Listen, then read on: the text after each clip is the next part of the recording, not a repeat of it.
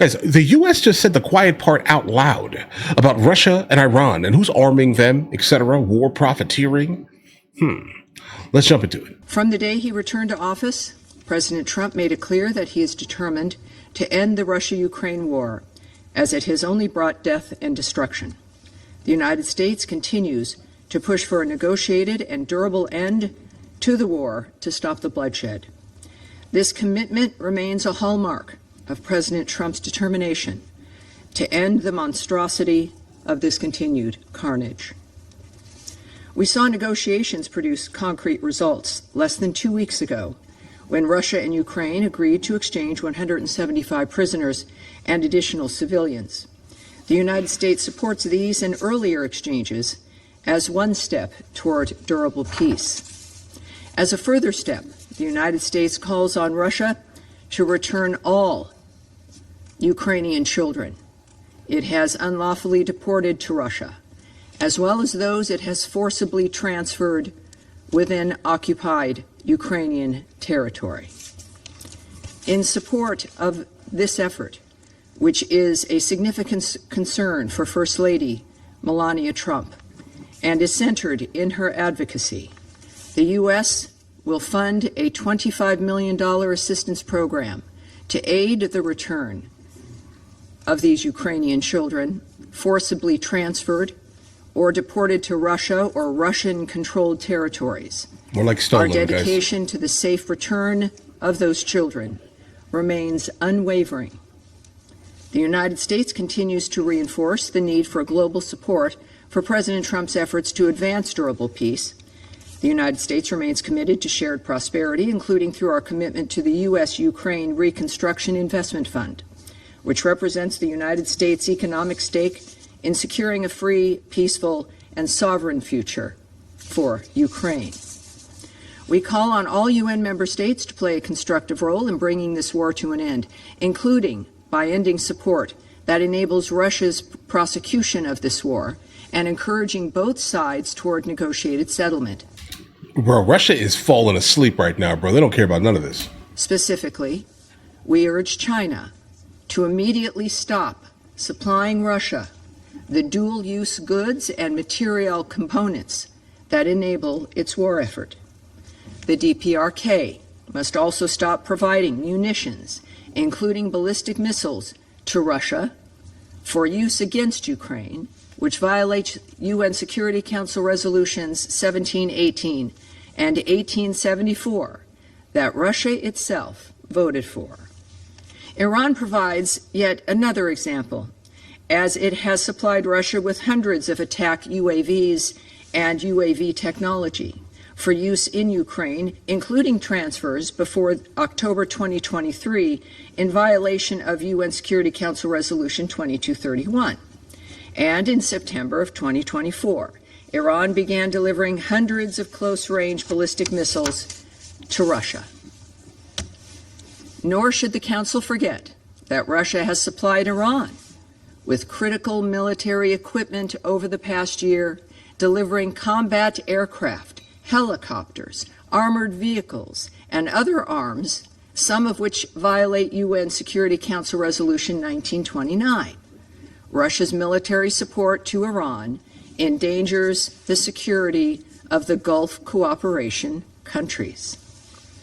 We call on Russia to abide by the resolutions of this Council as a permanent member and encourage both Russia and Ukraine to negotiate a durable end to the war. Trying to do any type of deal or get any type of agreement with Russia it never seems to work out well, guys. I mean, listen, specifically if Putin is involved here.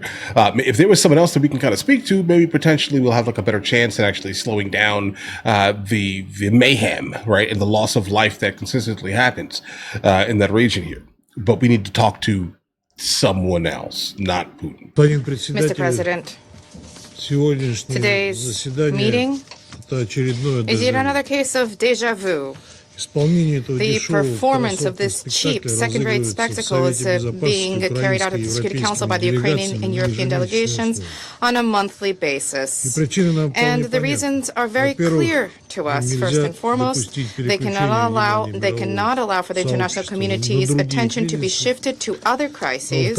And second, the need to conceal the panic prevailing within their own ranks. And booing their own spirits is not unwelcome either. Zelensky is perfectly aware of the fact that the definitive sidelining of the Ukrainian file in international politics, owing to escalation in the Middle East, is significantly reducing the profits reaped from his tours around European states. Apparently, he thought that he would be able to endlessly and effortlessly solicit cash from his Western sponsors, intimidating them with the idea that the UAF is the only barrier to Russia's march on Europe. Having understood that the U.S.-Israeli aggression against Iran and the grave ramifications of this crisis have reshuffled his card deck, Zelensky did not lose his bearings, and he redoubled his zealous attempts to promote the Ukrainian Armed Forces battlefield experience. He did not shy away from crediting himself with imaginary achievements in security for Persian Gulf states. And in his words, I quote, "Their protection required urgent expertise, urgent response. We provided for this. The Ukrainian expertise worked. Everybody has recognized that. And the same is needed in Europe. Our diplomats have the corresponding requests from Asian countries, and I instructed that this be acted upon promptly. Ukrainian military personnel are participating in consultations about how the Strait of Hormuz will continue to operate." End of quote.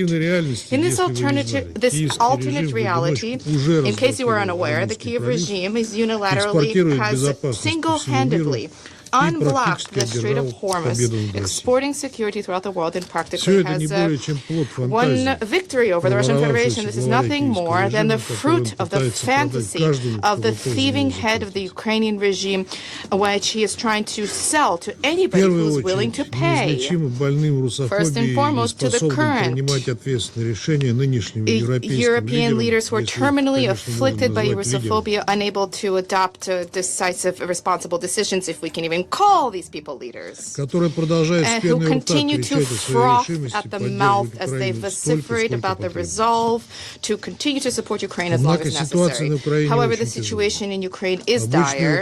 Ordinary Ukrainian people are refusing to fight for the blatantly corrupt leadership of the country. They are dodging the draft, they are deserting, and they are clearly rebuffing the military consignment efforts. The people those rounding up people at recruitment centers and the radical Nazi affiliates who essentially are abducting people in order to offset the mounting losses incurred by the Ukrainian armed forces. The hunt targeting Ukrainian men is taking place in broad daylight. They are being dragged from their apartments, from their homes, from private transport, from hospital cots, from their workplaces. The kidnappers are even lying in wait in pharmacies and grocery stores. People are being maimed. They're being beaten nearly to death. Tear gas is being used against them, electroshocks, and even persons with disabilities and persons with serious diseases are being rounded up.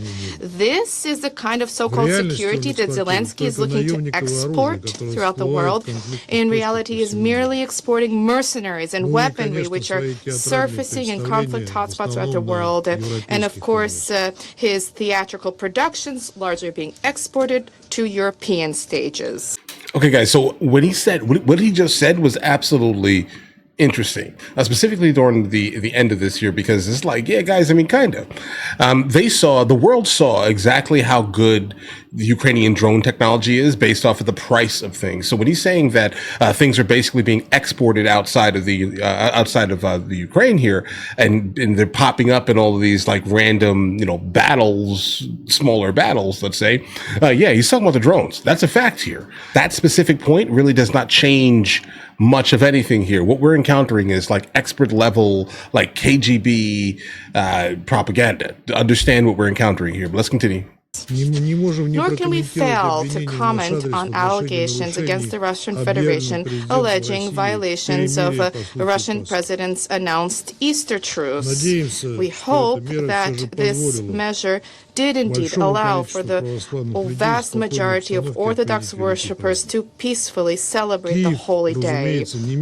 Kiev, of course, immediately began to hurl allegations against Russia, alleging ceasefire violations. However, the Russian side verified at least 6,500 ceasefire violations by the Ukrainian armed forces. And this was merely in the 32 hours of its being in effect, and the UAF also shelled civilian objects, and there are dead and wounded civilians as a result as well. I emphasize that this measure can under no circumstances be interpreted as a prologue for a long-standing ceasefire. Russia advocates for achievement of a long-term, comprehensive resolution in such a manner as to eradicate all of the root causes of the conflict. There can be, and there must be no substitutions, palliatives, or misconceptions here. And Zelensky and the majority of European leaders are striving not to attain peace, but rather to prolong the war. And this is the main reason for which the Ukrainian crisis remains unresolved to this day. And even though European delegations today on camera are shedding crocodile tears about the myriad woes and travails besetting the Ukrainian people, in reality, the Ukrainians' plight is of no concern to them whatsoever. Late last week, the chief of defense of the Belgian Armed Forces, Frederick Van Sina, in an interview stated that Ukraine is gaining time in order to prepare European countries for war with Russia. And this is precisely what Kiev is being paid money for and receiving credit for. Ordinary Ukrainians are expendable, and this is essentially what the Belgian general stated. However, there are fewer and fewer of them too, and it is increasingly difficult to round them up. Therefore, the Europeans are considering and studying measures to bring back refugees, first and foremost male refugees, to Ukraine. There are large-scale weapons production initiatives underway in Europe. No effort is being spared for the Kiev regime to hang on another year and a half to 2 years, but a respite would also be welcome in order to replenish their forces, and this is precisely what they mean when they talk about ceasefire. There is no sensible political force in Kiev that can counter this cannibalistic design, and the current Ukrainian leaders continue to blindly do his bidding. Not only is this guaranteeing that he stays in power, but also guarantees his personal enrichment. And yet the conclusion of this script, drafted by the collective West, will be exceedingly tragic. Thank you. I truthfully believe that this is probably exactly how like the news works in Russia, like this here.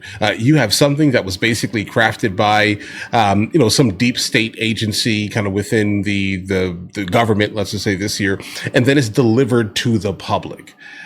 Period. I don't think that there's any type of like human, like actual, like regular, common, typical human writing anything like that there, because like, guys, you can say all of what you want to say, right? But you are the overwhelming force, okay? You are the overwhelming force in that region, messing with a small, minute place, okay? Compared to your size, at least here, that you want to basically bring back into your fray here. All right. You're saying everything in that letter, basically, other than the main issue here. Ukrainian and Russian are close enough in certain instances where the Ukrainians are experiencing Western culture. They are experiencing Western ideologies. It's bleeding into your culture, potentially. You may not want that type of freedoms being introduced to people that speak, a language that's similar at a slant, okay? You may not want that. You're saying everything else other than the elephant in the room here. You don't like the fact that Ukraine specifically is starting to have a different culture and is branching off of you. And you do not like the fact that they're so close to you. Okay, you don't like the fact that the USSR is over, right? I mean, you don't like a lot of things, right? But to say that they should basically be stopping, I expect everything that he said basically was expected, honestly. Ukraine should just stop and give up, while in the same breath basically blaming everyone else for you invading them. Okay, that it's weird.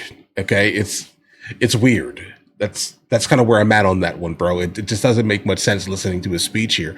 But again, I may be biased because again, I'm coming from the West, so I immediately think Russia, all right, and I immediately think Putin, and I immediately look at all of the other reference points of the ceasefire events, the reference points of when deals were made, Putin backed out of them consistently.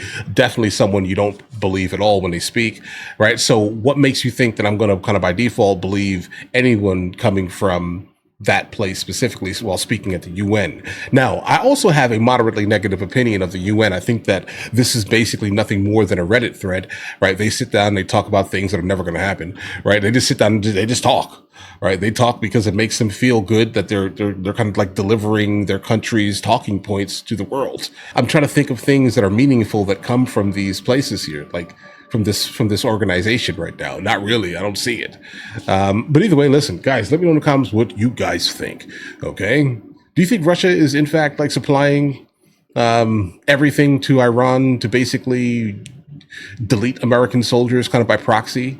You think that's happening here? But I also do not blame the other like smaller countries that are out there that are now buying Ukrainian drones because, like, listen, Russia is spending millions of dollars building these things, right? And the Ukraine is basically taking them down with like a $800 DJI drone. This kind of, I can imagine that is a thing that other places are now like, teach me how to build an FPV drone, that type of thing, guys. I'm telling you, that's kind of the energy I get from that. But listen, if you guys are new here, please like and subscribe. If there is any more to the story, we'll definitely follow it. But in the meantime, I'll go ahead and catch you guys later.